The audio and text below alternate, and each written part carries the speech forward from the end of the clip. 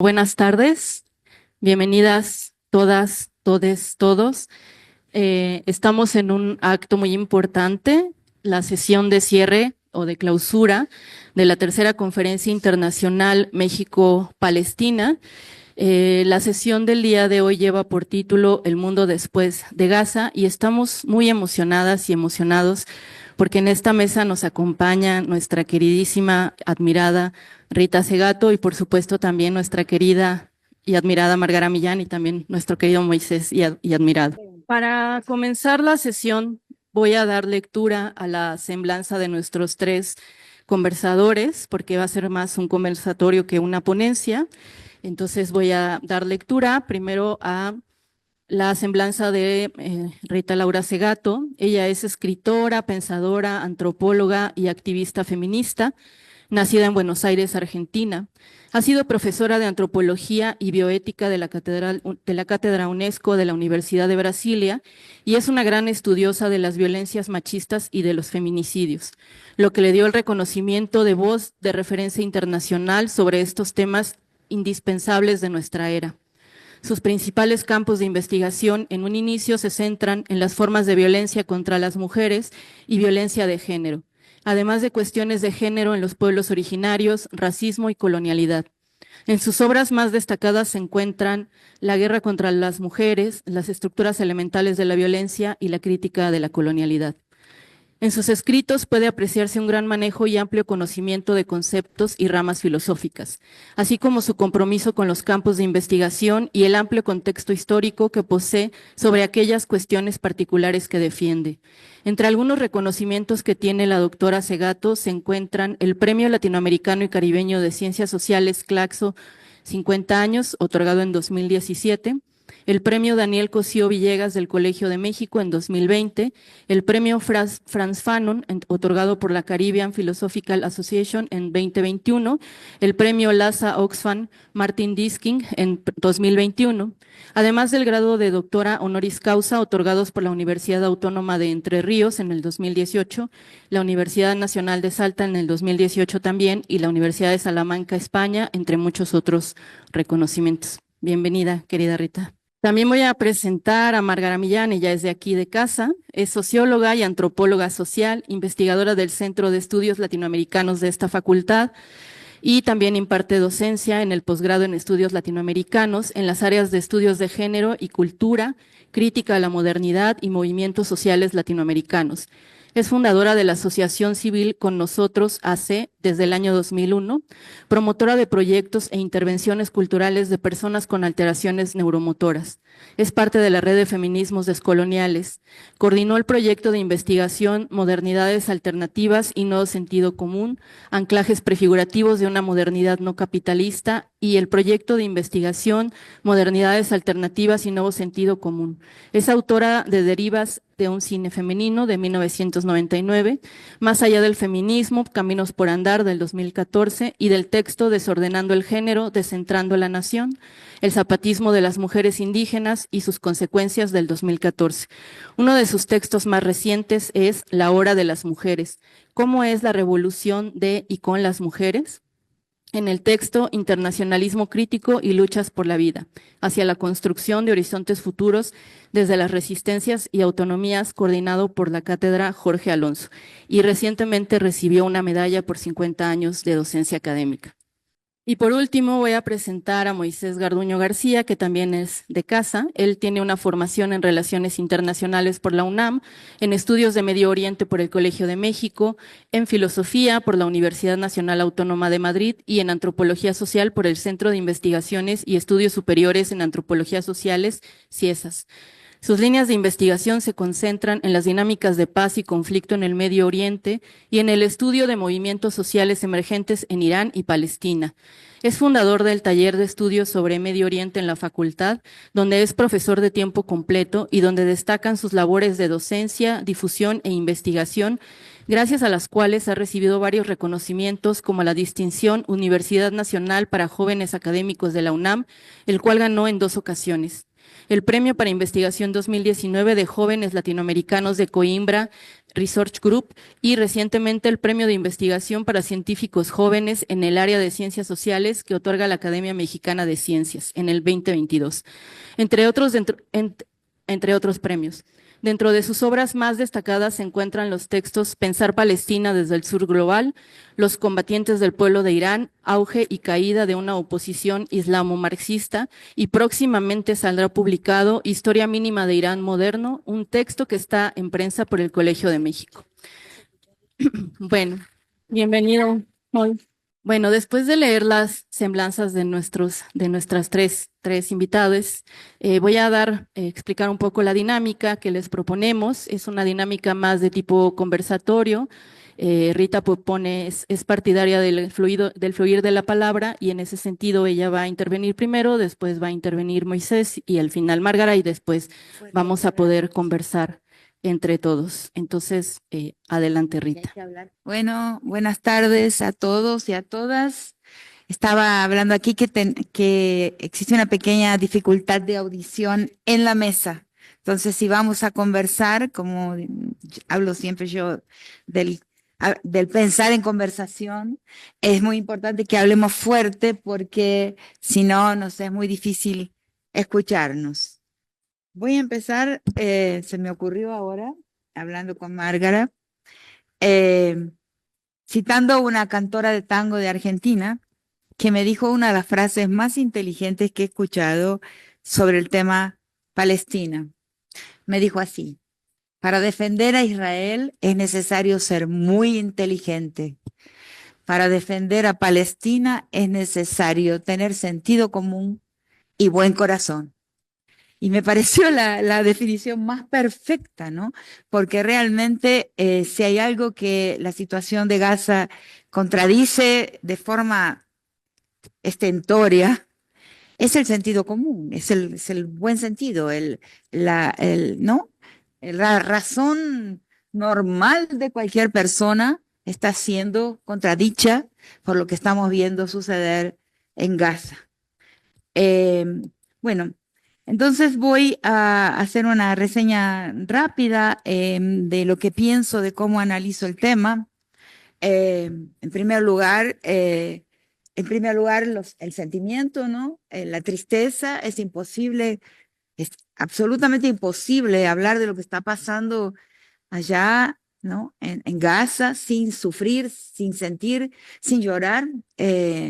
Yo prácticamente todos los días me emociono y me invade una tristeza indecible al pensar lo que está sufriendo la gente allá del otro lado del mundo. Eso no lo debemos olvidar.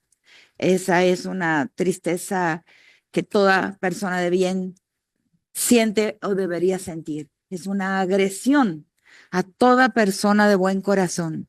No es solamente una agresión allá a la gente que está siendo masacrada, genocidada, asesinada, que eso es muy fuerte, pero también es una agresión a todas las personas que estamos aquí. Eso es muy importante. O sea, es contra el mundo lo que está sucediendo. Bueno, empiezo por decir rápidamente que yo he escrito 2 textos sobre Palestina, que uno es de 2009, o sea, hacen 15 años, y el otro es de 2014, ¿no? Por una gran coincidencia, en un libro que se publicó con un arco así de mi pensamiento en el tiempo y que se llama Escenas de un pensamiento incómodo, la editorial mía, las 2 editoriales, la de Brasil en portugués y la de Buenos Aires, Prometeo, en español, los publicó en 2022. Y lo que es impresionante es que la gente que tiene el libro o lee el libro y los lee, piensa que los escribí ahora. Es muy impresionante, no me alcanzan las palabras para decir, no, esos textos son de 2009 y de 2014. La gente los piensa como escritos ahora. Y entonces esto muestra claramente, sin ningún lugar a dudas, de que no comenzó el 7 de octubre. O sea, persona que a mí me pronuncia la palabra pero jamás, aunque sea una persona de mi familia, porque tengo una parte de sangre judía y soy socia del Club Hebraica de Buenos Aires, vitalicia, aunque me quiera borrar, no consigo. Persona que me dice pero jamás, desaparece del mundo para mí. Está muerta, la he matado, por lo menos en mi horizonte de familia, de amigos, de amigas. Y así he perdido algunas personas con las que no me hablo más y no me hablaré nunca más. Así es lo que siento radical con relación a la cuestión palestina. Estos dos textos los recupero, los voy a mencionar brevemente porque después vamos a conversar. El primero se llamaba El grito inaudible. Y se llama, porque todavía está ahí, ¿no? Circulando. Y yo digo que cuando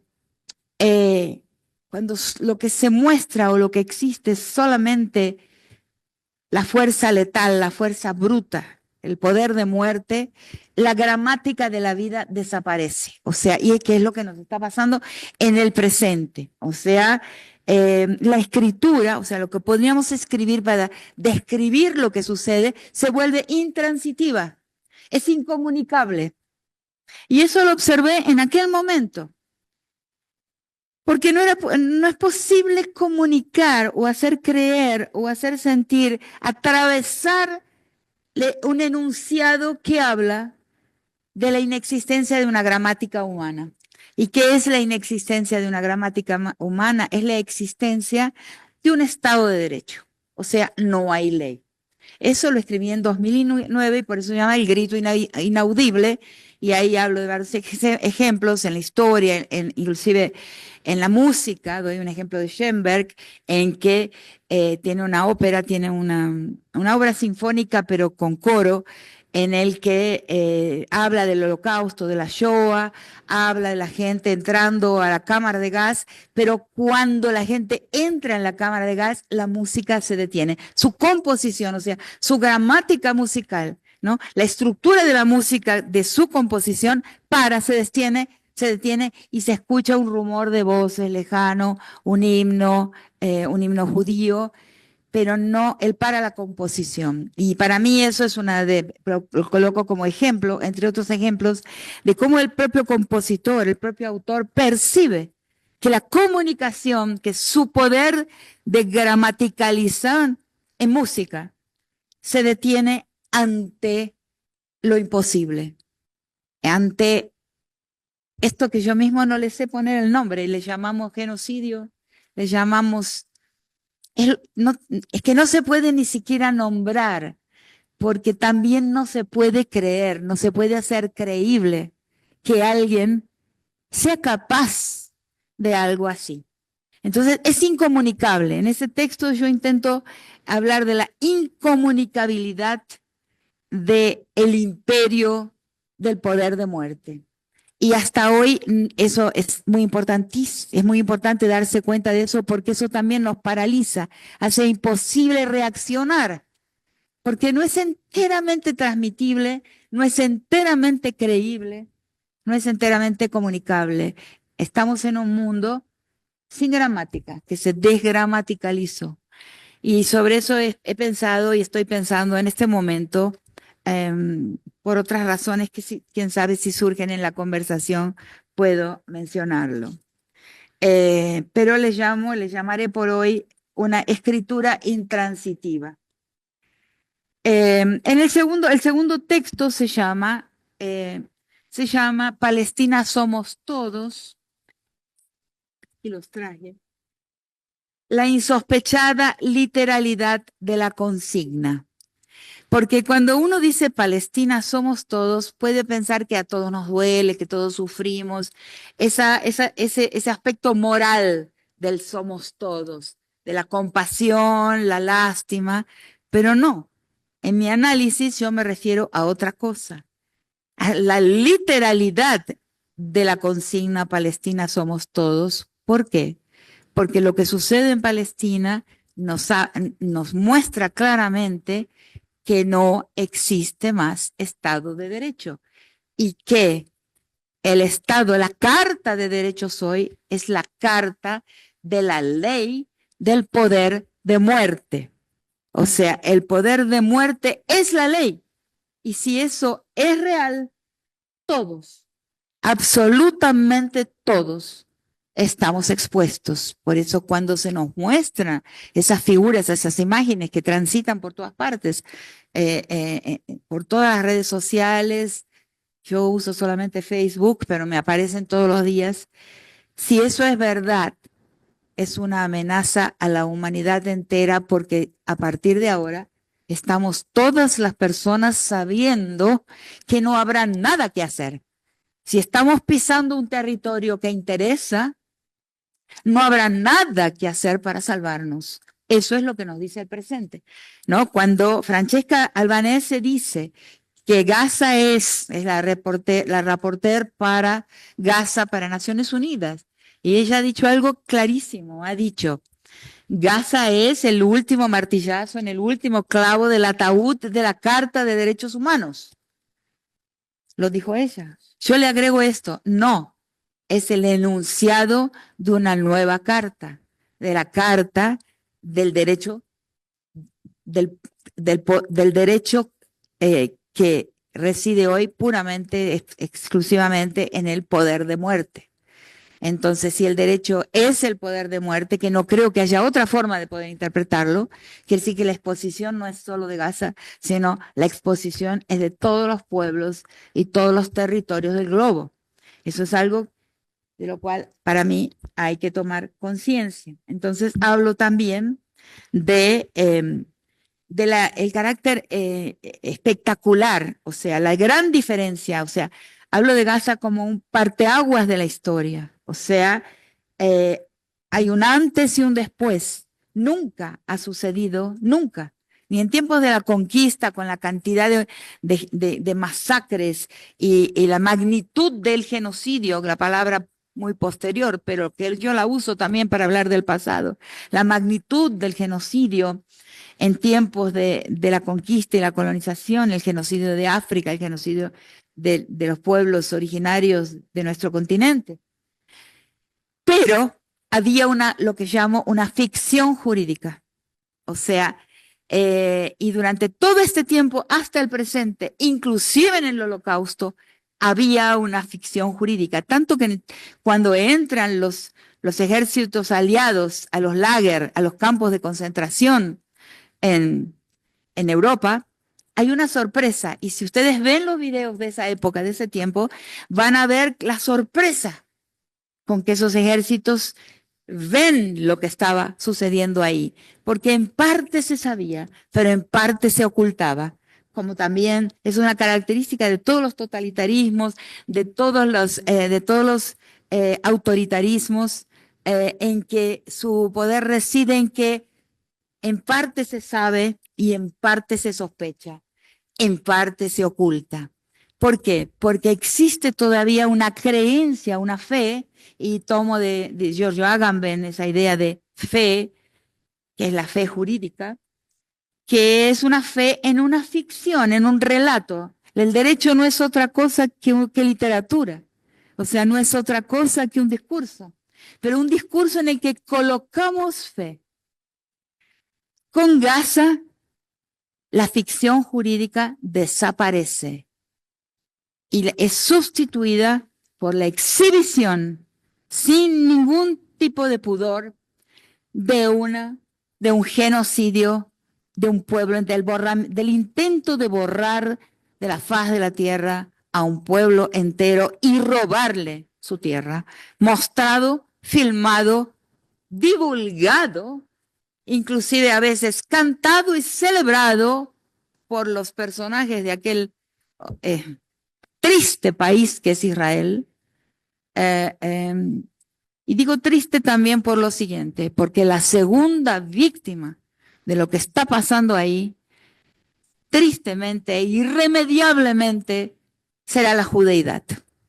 Y considero a Netanyahu un desertor de la historia judía.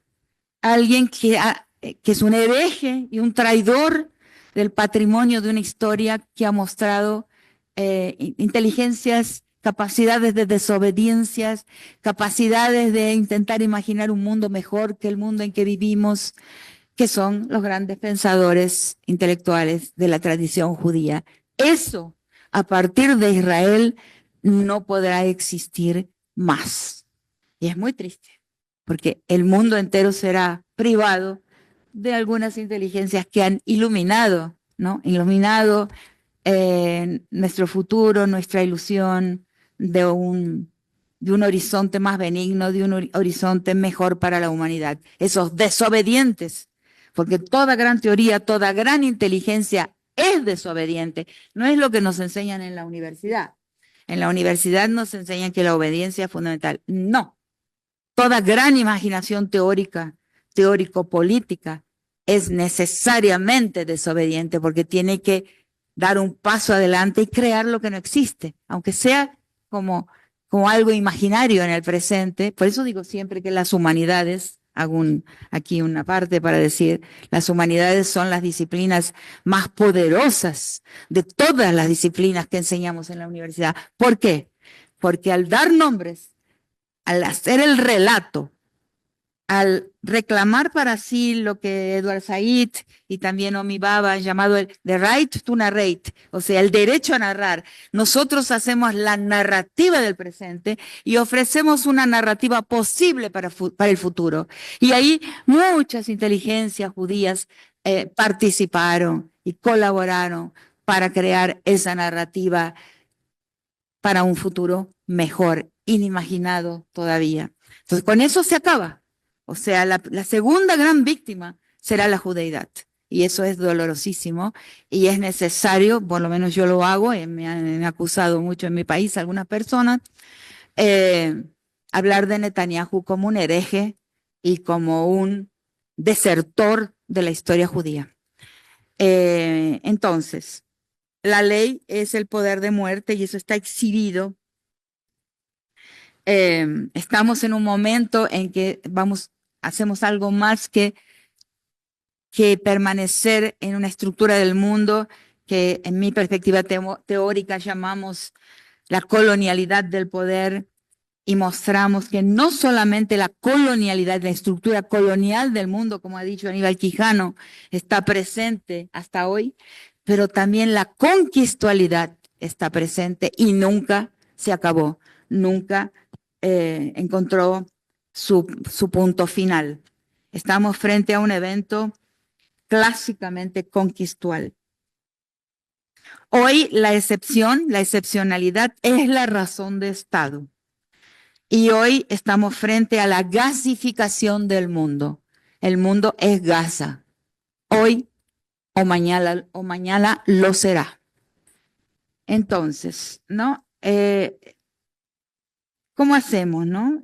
¿Será que esas personas piensan que les saldrá gratis, ¿no? Que se saldrán con la suya, exterminando a un pueblo, limpiando, transformando su territorio en tierra arrasada para robarlo? ¿Será que imaginan que eso es posible y que saldrán sin pagar un precio altísimo por lo que están haciendo? Yo creo que son muy tontos si piensan que es así. O sea, que son muy tontos si piensan que eso es posible. Y de repente recordé el destino de por lo menos 3 personajes. Noriega, de Panamá, Bin Laden, del mundo árabe, y Saddam Hussein, de Irak. Todos puestos allí por los Estados Unidos. ¿Y cómo terminaron? Muy, pero muy mal. Porque ese país, como le escuché una vez decir a Bill Clinton, que no era republicano sino demócrata, dijo así: Estados Unidos no tiene amigos, solo tiene socios. Entonces, un socio uno lo mantiene cuando es conveniente. Y cuando no es más conveniente, uno lo liquida. Que yo creo que es el destino inescapable del desertor hereje de los judíos, Netanyahu. Eso quería exponer. Muchas gracias, Rita. Te escucho y me parece importante pensar junto contigo y también con Aníbal Quijano en cómo estas estructuras de poder y dominación se siguen transformando y actualizando en el mundo actual. Y también inevitablemente pensé en el tema del feminicidio en México, que también tú nos has ayudado a pensar en eso. Sí, están y los combino. En mi conferencia de la cátedra Julio Cortázar y Rosario Castellanos de la Feria del Libro de Guadalajara, menciono el vínculo que veo en el tiempo presente, en la época histórica en que vivimos, entre las nuevas formas de la guerra aquí en nuestro continente y lo que está pasando en Palestina.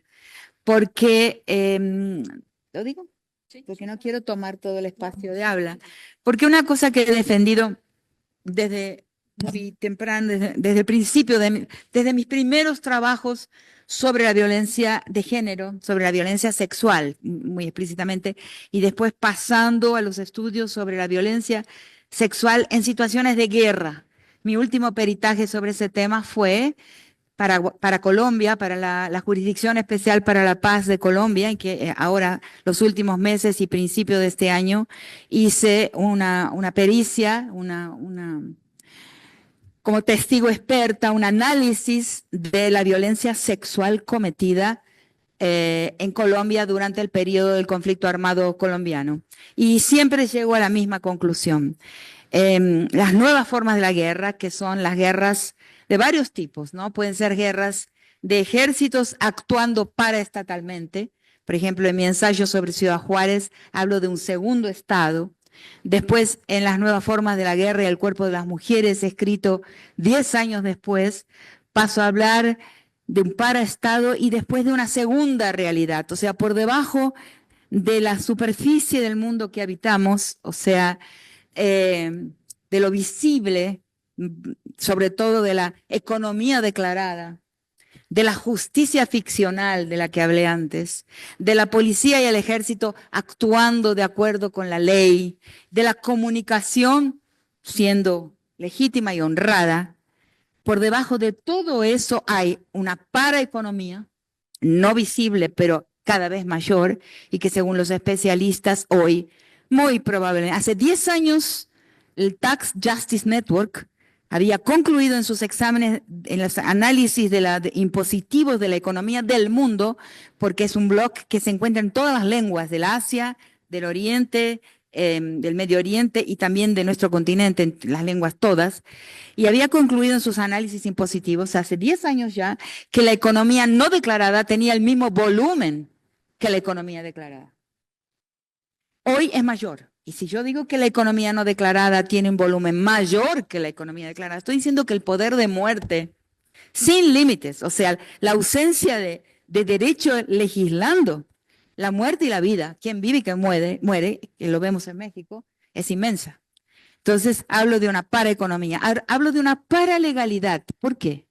Porque hay normas que deben ser obedecidas para custodiar, para cuidar de ese segundo sistema de propiedad que es oculto, que no se ve. Me di cuenta en Ciudad Juárez. Es en Ciudad Juárez que voy a hablar de un segundo estado y veo claramente que hay algo por debajo que es absolutamente organizado, pero no organizado de acuerdo con las leyes de superficie. Es organizado de acuerdo con leyes de protección de esos caudales oculta. Entonces hablo de una paraeconomía y de una paralegalidad. Hablo de una parapolicía, ¿por qué? Porque hay un gran número de policías y de miembros de las Fuerzas Armadas que actúan legalmente y actúan paralegalmente, ¿cierto? Pero también existen policías y custodios y vigilantes y guardaespaldas que son completamente sus vidas, está arreglada. Y bueno, y pandilleros y sicarios y todo lo que ustedes saben y conocen muy bien, que son solamente de la segunda realidad, entonces les llamo la parapolicía. Y existe también una paracomunicación, o sea, lo que se sabe, lo que se puede saber, lo que circula y lo que no puede aparecer en los medios convencionales, legales, oficiales. Entonces a eso pasé, digo, esto es un paraestado completo. Me entero mucho más recientemente que los economistas ya tienen un capítulo de la economía, un tema dentro de la disciplina económica que se llama las economías ocultas. Hay quien la estudia ya. Se llama así para los economistas. Yo le llamo paraeconomía. Pero digo entonces que hay un paraestado completo allí abajo, abajo de este lugar que habitamos y en que nos encontramos hoy. Imaginen una napa subterránea, ¿no? Entonces, allá llego al tema de Palestina, tengan paciencia. Entonces, a esa realidad, a ese subterráneo, yo le llamo de segunda realidad en mi texto, las nuevas formas de la guerra y el cuerpo de las mujeres, que está en el libro La guerra contra las mujeres. ¿Qué significa esto? Que ¿cómo dan? Y esto es Ciudad Juárez y todo lo demás. Es mis 2 peritajes para Guatemala, es mi peritaje para la Policía Nacional Civil de El Salvador, que hice también un diagnóstico de la policía, es mi peritaje para Colombia y otras muchas intervenciones que he tenido también en algunos juicios en Argentina sobre el periodo del terror y la tortura. Entonces, donde siempre se aplicó la violencia sexual. ¿Y cómo lo leo? Lo leo desde un descubrimiento muy antiguo en mis primeros estudios sobre violación. Es una violencia expresiva. Simplemente comunica algo, comunica un poder. En las nuevas formas de la guerra, ¿cómo estos poderes ocultos comunican que existen y que tienen lo que llamo como síntesis poder jurisdiccional? Ciudad Juárez es un tema de poder jurisdiccional. ¿Cómo muestran al mundo que tienen control sobre la jurisdicción? Con los cuerpos de las mujeres, porque no hay lógica. O sea, el problema con Ciudad Juárez durante mucho tiempo es que no se le encontraba la lógica. O sea, una mirada externa, aunque la gente del lugar sí, de muchas formas, entendía de qué se trataba. Por ejemplo, las madres, y eso lo vi con mis propios ojos, a veces la policía prendía a un sospechoso, lo ponía preso y vi a las madres salir a la calle para decir, no, este no es. ¿Cómo sabían que no era? Entonces, ¿quién era? Misterioso, ¿no? Son crímenes del poder. El poder real, verdadero, subterráneo, se muestra así. Con su poder de muerte. Entonces, y necesita de un exhibicionismo. O sea, necesita del espectáculo de su poder, porque lo único que lo hace permanecer en poder, estoy hipersintetizando muchos años de pensamiento sobre este tema, ¿no? Pero lo único que le hace, que le confirma y lo mantiene en la posición de control territorial, de control jurisdiccional, es la exhibición de su poder. Entonces llego lentamente al momento presente, en que estamos frente a la exhibición del poder de muerte no reglado por ley y expresado a partir del exterminio de un pueblo entero. Pero esto es una llamada de atención a todo el globo, a toda la humanidad. Existe un poder superior, mayor que cualquier otro, que no obedece a ley, a norma alguna, más que a su propio poder de exterminio. Atención, humanos, estamos aquí. Aquello que había examinado en territorios como, ¿no? De Chihuahua, después, ¿no? En otros espacios en que trabajé, pasa a ser una alerta mundial. Creo que lo resumí bien, ¿no? Muchas gracias, Rita. Bueno, le voy a dar entonces ahora la palabra a Moisés Garduño. Por favor, Moisés.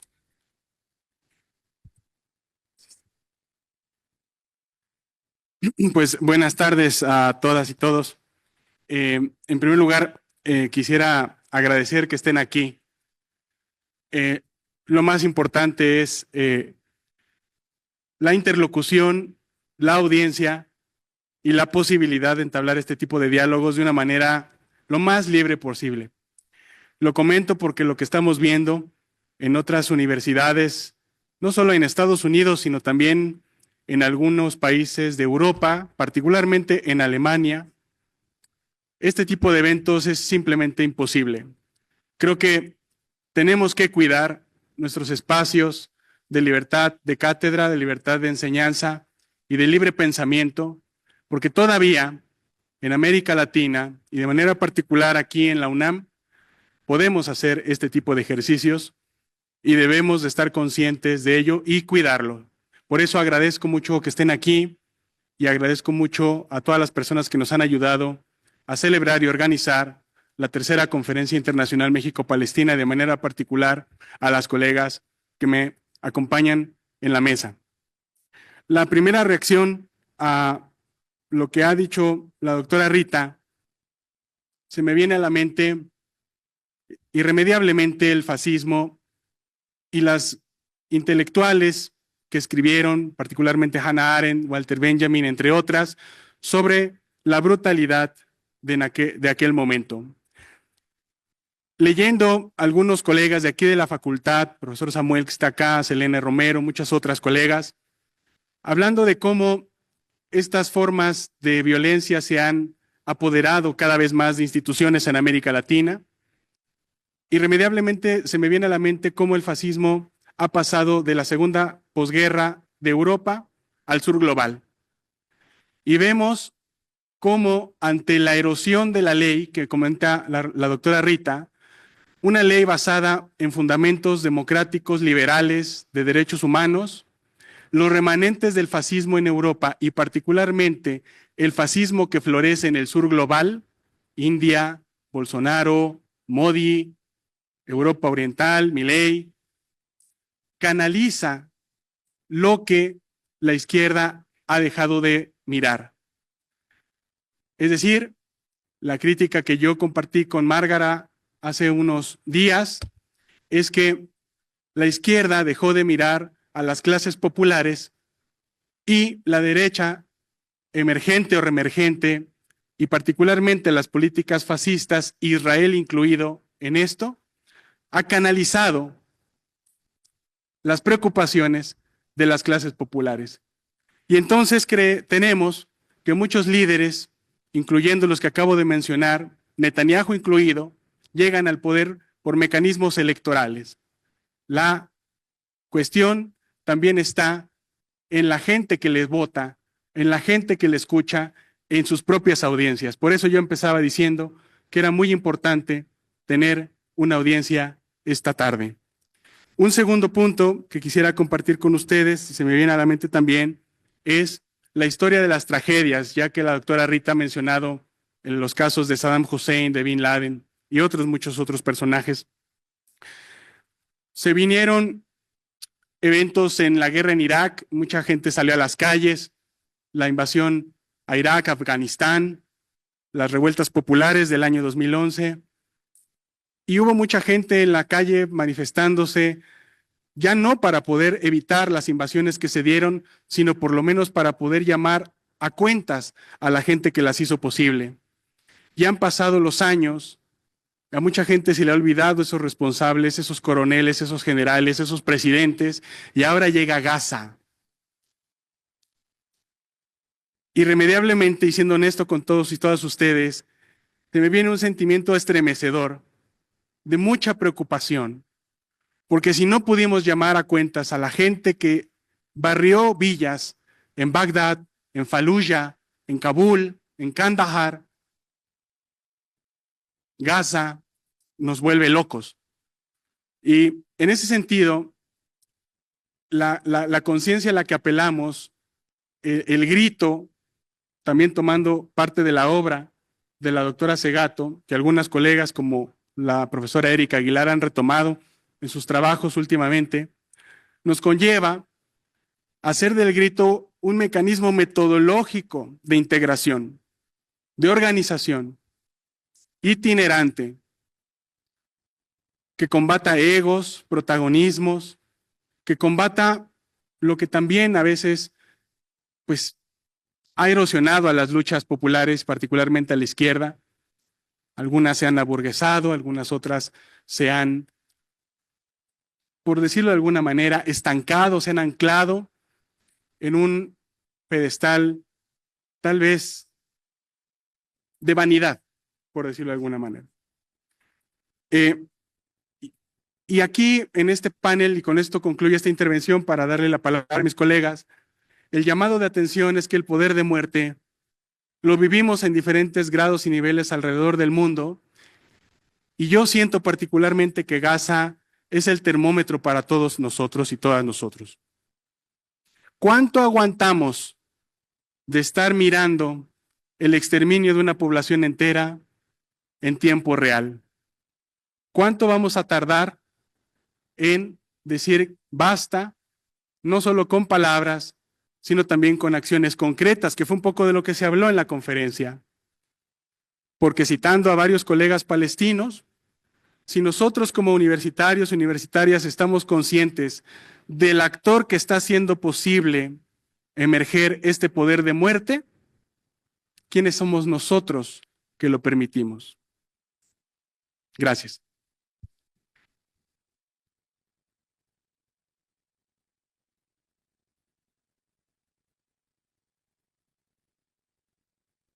Muchas gracias, querido Moisés. Y qué importante esto que mencionas de preservar nuestros espacios para el pensamiento crítico. Y bueno, le voy a dar ahora la palabra a Márgara Millán. Gracias. Muchas gracias y qué fortuna que andaba Rita por aquí y que nos la pescamos y que aceptó. Porque bueno, yo pienso que alguien que nos ha ayudado a entender cómo un fenómeno como el que enfrentamos ahora es posible, pues ha sido Rita Segato. Desde entender las pedagogías de la crueldad hasta comprender cómo se construye una masculinidad sobre la violencia, cómo la violencia empieza a ser como el sentido de esa masculinidad y cómo la masculinidad domina, atada a otros principios, pues el desarrollo de la humanidad desde hace, pues en toda la época de la modernidad, ¿no? O sea, esa crítica que podemos hacer a la modernidad, pero con un referente muy anclado en esa construcción de una masculinidad violenta, eh, depredadora, que, que también se engarza con un capitalismo, digamos, extractivista, ¿no? Entonces, como que los tres sistemas de opresión, me parece, pues los podemos reconocer muy bien en lo que hoy vemos, lo cual no significa que lo que hoy vemos no estuviese ahí desde antes. Es decir, eh, primero me parece que nuestra reflexión, siguiendo un poco a Moisés y a lo que es la universidad, que también Rita decía, bueno, la universidad es el lugar del disciplinamiento, pero también puede ser otra cosa. Creo que las universidades pueden ser un bastión crítico y que hoy nuestro compromiso, y aquí hablo por parte del grupo que también coorganizó esta conferencia, que es académicos con Palestina contra el genocidio y que trata de agrupar no solo académicos de la UNAM, sino también de otras universidades de México. Y que hay otros espacios, como Rita me decía, también en España. Las universidades tienen que ser un motor para denunciar, visibilizar, criticar, pero también para organizarnos, también para hacer cosas, ¿no? Entonces, una vez dicho esto, yo pienso que estas claves que nos ha dado Rita Segato desde antes implican para lo que estamos enfrente, que llegamos a un momento donde todas estas maneras de pensar racistas, donde el supremacismo blanco, donde la cultura de la exterminabilidad de los otros se nos presenta sin tapujos, ¿no? Estamos en ese momento, no porque esto que estamos viendo no existiese antes, sino porque hoy se atreven a hacer todo lo que hacen de manera cínica, sin pudor, ¿no? Cuando llegamos a ver un video de la inteligencia artificial, donde está Elon Musk, donde está el propio Trump y Netanyahu, en la riviera de lo que era el pueblo de Gaza, cuando llegamos a ver eso, ¿no? Estamos tocando ese imaginario, un imaginario que piensa que él puede construir la realidad, lo decía uno de nuestros comentaristas hoy, ¿no? El sionismo siempre pensó que podía construir una realidad. Y esa realidad que pensó que podía construir estaba ahí desde 1948, o quizá desde antes. Una tierra para un pueblo en una tierra vacía, ¿no? Una tierra vacía. Y me parece que esto se apareja de manera paradójica, digamos, este desenfado, este cinismo con el cual pues se pueden construir las narrativas del gran Israel, de que ya no solo es la Franja de Gaza, también Cisjordania, pero también más allá, ¿sí? Y que esto se presenta en un mapa en las Naciones Unidas, ¿no? El origen de eso, pues lo tenemos que buscar ahí en esa construcción del Estado de Israel, que me parece que engloba todo lo que Rita ha criticado, ¿no? Un Estado que alimenta el nacionalismo, ¿no? Que alimenta el supremacismo, porque hoy sabemos que todos los colonos que fueron allá, pues eran colonos europeos, eh, y que entonces transforman eso que es el judaísmo a la razón sionista, ¿no? Entonces, ahí está todo ese entramado. Y coincidiendo con Moisés, cuando dices que cuando tenemos a Gaza enfrente, yo lo sentí desde el inicio, eh, pues de lo que es el genocidio, desde el 8 de octubre de 2023, cuando ya se empezó a atacar y era como una falta de aire, ¿no? Como no poder respirar, como decir esto, pero esto, ¿quién lo va a parar? ¿Se puede parar? ¿Quién lo va a parar? Y bueno, empezó a transcurrir de tal manera que, por ejemplo, cuando Angela Davis nos dice Palestina es el centro del mundo, quiere decir eso mismo, lo que acaba de decir Rita, ¿no? ¿Estamos ya en un mundo sin ley? Claro, sin duda. Estamos ya en un mundo sin ley. ¿Todos somos Gaza? Sí, todos somos Gaza, porque si estamos en un mundo sin ley, así es como se van a resolver las cosas. Entonces, ¿qué hacer, no? Es la inevitable pregunta. Yo pienso que, sin embargo, esto que empezó a ocurrir desde 1948 y que solo los palestinos sabían y que solo los especialistas sabían, se recubría por un velo que después, al acercarme a conocedores de la lengua, se denomina como Hasbara, ¿no? Lo que decía Rita, la narrativa. Pero esa narrativa era verdaderamente poner el mundo al revés, ¿no? Israel, el Estado democrático, único en medio de un país, de un lugar, ¿no? Donde los árabes son sinónimo de terroristas, ¿sí? Entonces Israel como la democracia única en Medio Oriente, a través de convertir y de deshumanizar al pueblo palestino y de convertir todo lo árabe en lo atrasado. Investigando más sobre eso, descubro que hay enormes pensadoras y pensadores israelitas que han estado ahí denunciando esto. Pape, Finkelstein, Nurit Perlman. Nurit Perlman. Nurit Perlman es una historiadora cuya hija fue asesinada en Tel Aviv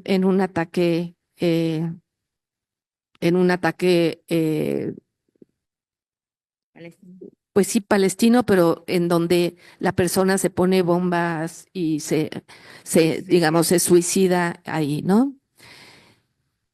Y ella decidió en ese momento de su vida no pensar que había que matar a todos los palestinos como piensan la mayoría de la sociedad israelí, sino entender por qué había pasado eso, por qué pasaba eso.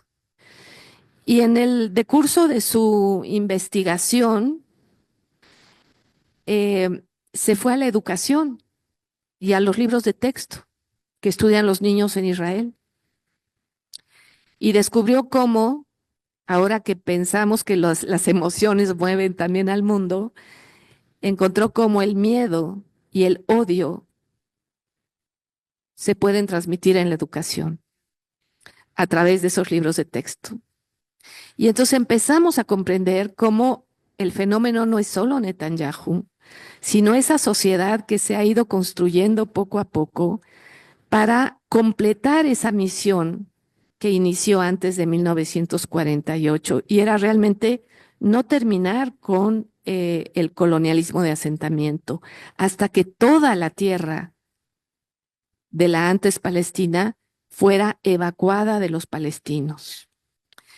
Hay un documental que acabamos de ver y que tenemos, que se los podemos facilitar de la BBC, de un director que se llama Alan Tirou, que se llama The Settlers, los colonos.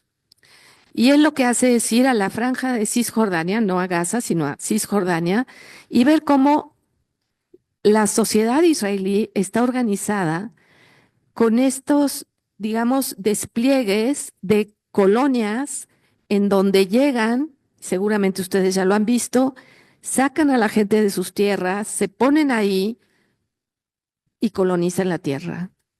Y él les pregunta, ¿por qué hacen eso? ¿No?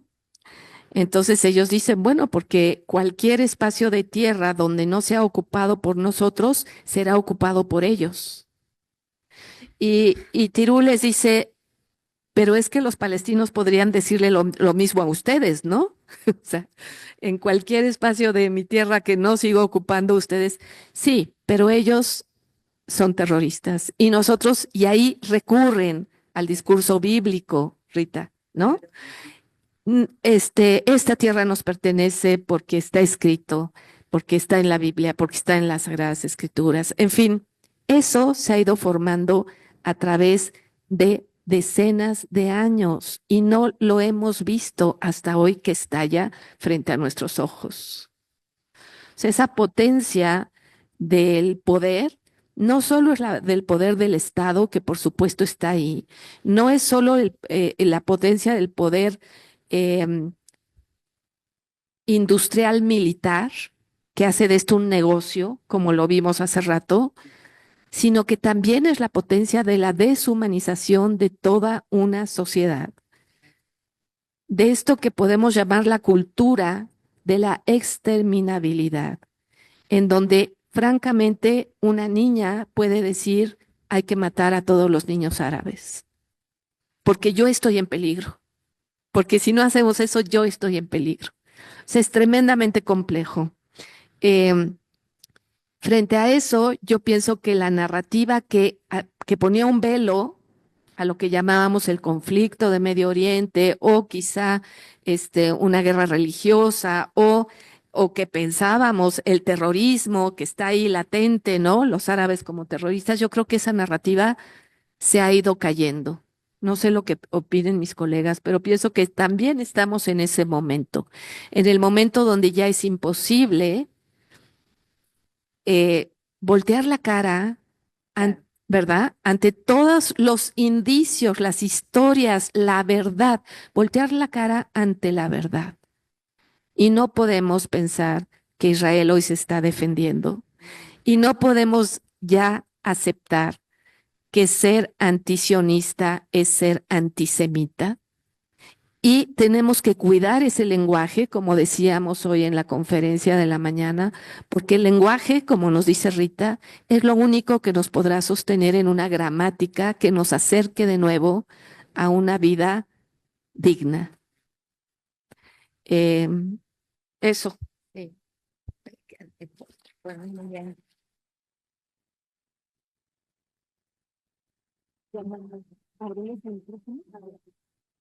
Brevemente, pero lo que pasa también es que quien quiere, la verdad que ha emergido, ha irrumpido y se ha mostrado, pero ¿no? Claramente a los ojos de todo el mundo. Pero si estamos como en la época del emperador está desnudo, como en el cuento de hadas de El emperador está desnudo, los dos muchachos, no sé si recuerdan ese cuento, que ven que el emperador en realidad no está sin ropa, pero no se puede decir. No se puede decir. O sea, no se puede pronunciar.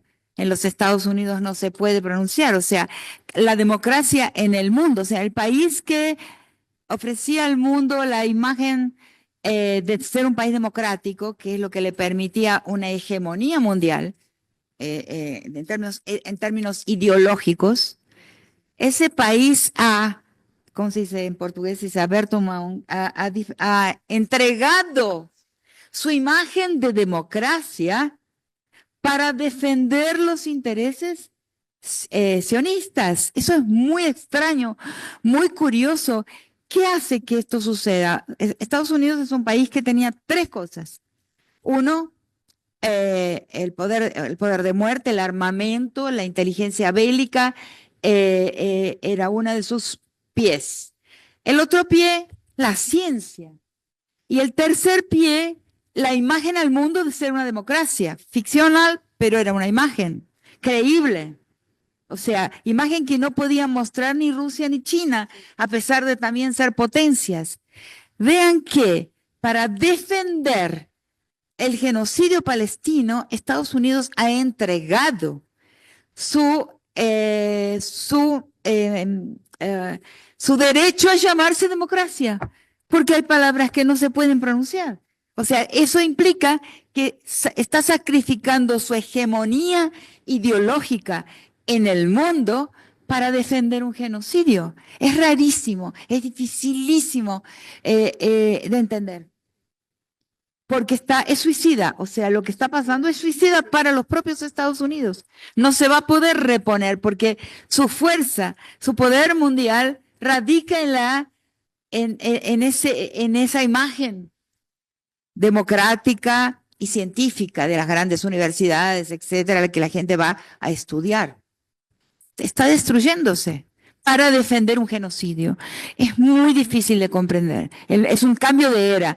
Yo cuando digo que es un parteaguas de la historia, digo que Palestina es un cambio de era. Es el momento en que el imperio implosiona hacia adentro. O sea, el momento de la destrucción de los Estados Unidos.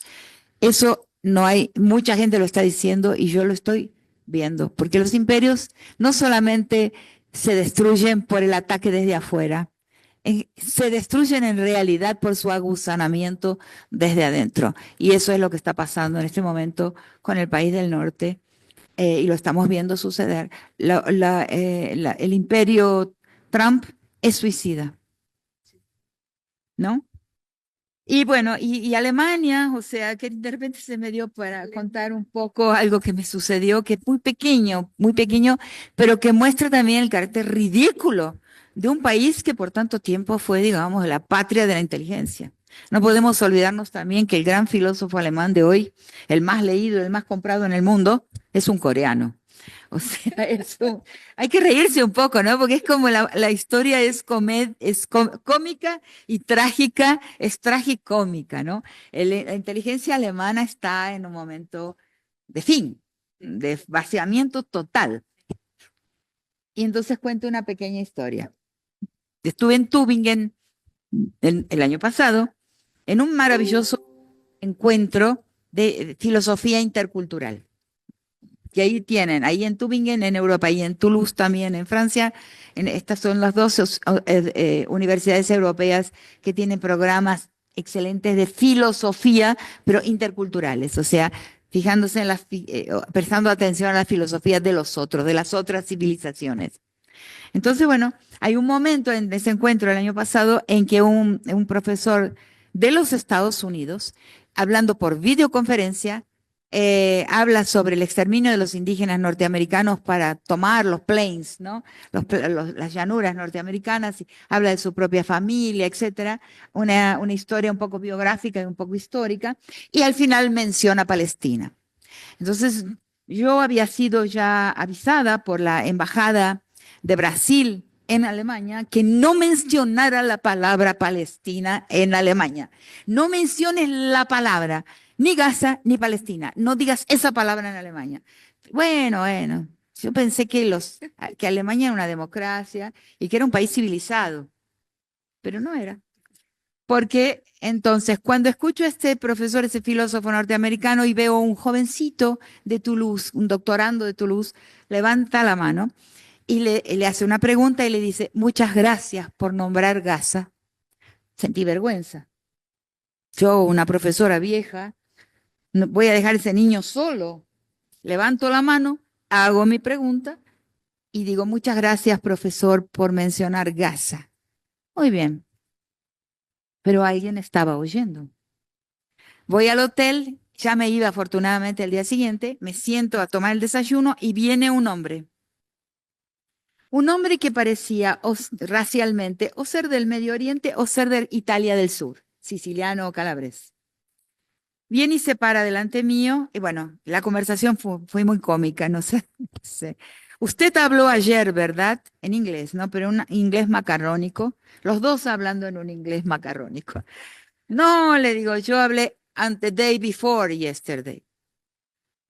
No, no, no, me dice. Usted habló ayer. No, no, le digo, yo hablé. Claro, mi conferencia había sido el primer día, pero había nombrado Gaza el día anterior y alguien lo había mandado. Entonces yo le digo, pero usted estaba porque no tenía ningún aspecto de estar en la conferencia de filósofos. Ah, usted estaba en la conferencia, le digo. Y me dice, what conference? ¿Qué conferencia? Le digo, y la conferencia de los filósofos. I'm not a philosopher, no soy un filósofo. Se volvió cómico porque yo no lo entendía, no entendía qué me estaba diciendo y él no entendía por qué yo no había hablado ayer, sino antes. Entonces, I'm not a philosopher. Ay, le digo, todos filosofamos, ¿sabes? No sabía cómo salir porque yo no sabía de qué se trataba. Y me dice, ¿usted es su nombre? Y le digo, yo soy Rita Segato. Se cuadra. Take care. Take good care of yourself. Se da media vuelta y sale rápidamente. Yo me empiezo a temblar porque es una amenaza de muerte. Tengo a un gran amigo que es un gran experto en la 'ndrangheta, es un gran experto en mafias, se llama Rocco Carbone, es un profesor de sociología de la Universidad de Buenos Aires, extraordinario, ha escrito varios libros sobre la mafia. Lo llamo y le digo, mira, Rocco, le digo, un hombre con esta apariencia de italiano del sur y un acento así macarrónico en inglés, me dijo, take good care of yourself. ¿Es ese una amenaza de muerte mafiosa? Y me dice, de hoy hasta el día del juicio final es la amenaza de muerte de la mafia. Entonces le digo, ¿pero qué tiene que ver la mafia con Gaza? Claro, porque ¿qué tenía que ver este lenguaje, este personaje tan, sí, clasificable como del mundo mafioso con Gaza? Me dice, es que están contratando servicios de la mafia. Entonces, esto les muestra a ustedes lo bajo que ha caído la guerra, lo bajo que ha caído la guerra y lo bajo que ha caído Alemania, porque evidentemente en la conferencia en que yo estaba había una espía, una oreja alemana escuchando las personas que se atrevieron a hablar de Gaza. Entonces, Alemania, no es lo que pensábamos, ¿no? No es. Bueno, eso quería contar, vale la pena haberlo contado, ¿no? Mm.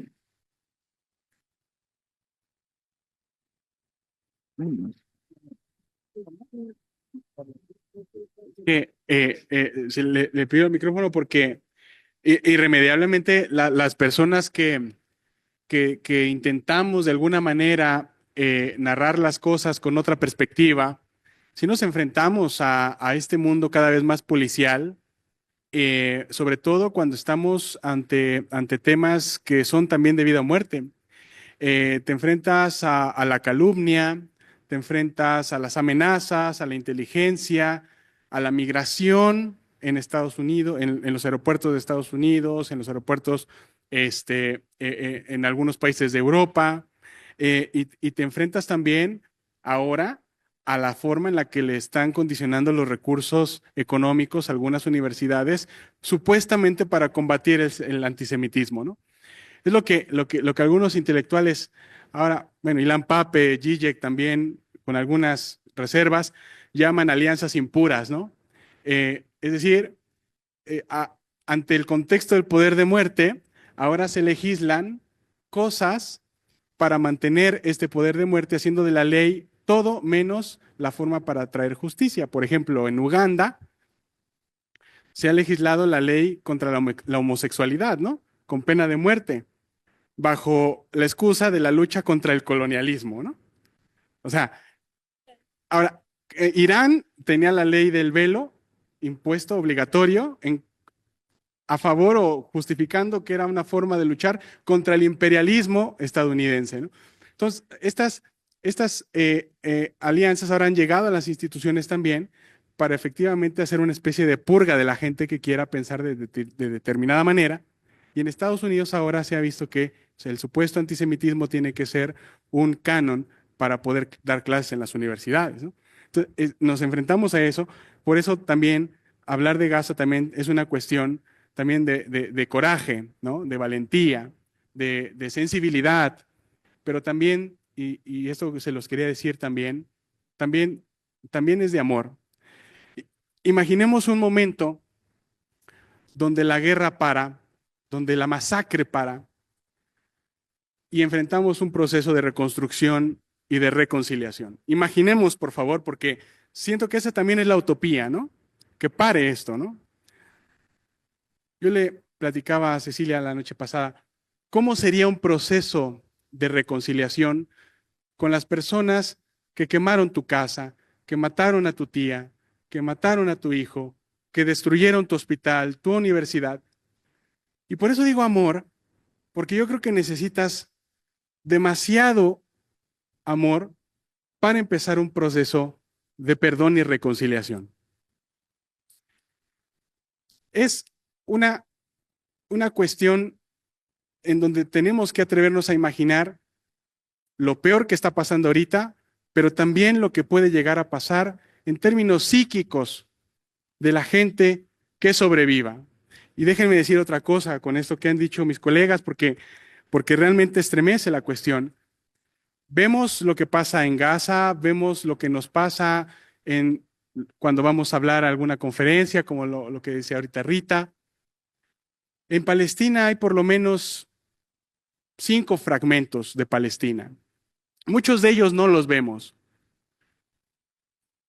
Por ejemplo, está Gaza, está Cisjordania, entre los asentamientos, la diáspora palestina que está en Chile, en otras partes de Europa, del Medio Oriente. Vemos los túneles, donde también se están generando dinámicas de resistencia, de violencia, pero también están las prisiones. La prisión israelí con presos palestinos como centro de producción de ideas de conocimiento y de imaginación, porque los profesores, ¿no?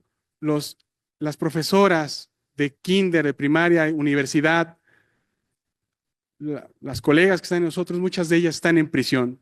Los liderazgos de esta posibilidad de superar una masacre como la que estamos viendo están en prisión. Y por eso, y con esto concluyo esta parte, entender que el papel de los prisioneros en esta circunstancia actual no es gratuito en el discurso de la resistencia.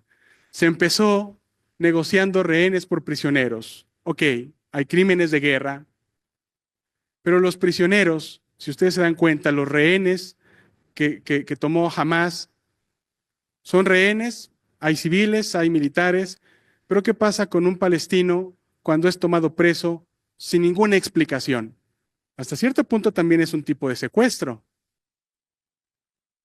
Pensemos también en lo que nosotros podemos decir, y como decía Peyman hace ratito, a cualquier cosa que a nosotros nos pase o experimentemos no es nada comparado con lo que están experimentando estas 5 constituciones en Gaza, Cisjordania, la diáspora, los túneles y la cárcel.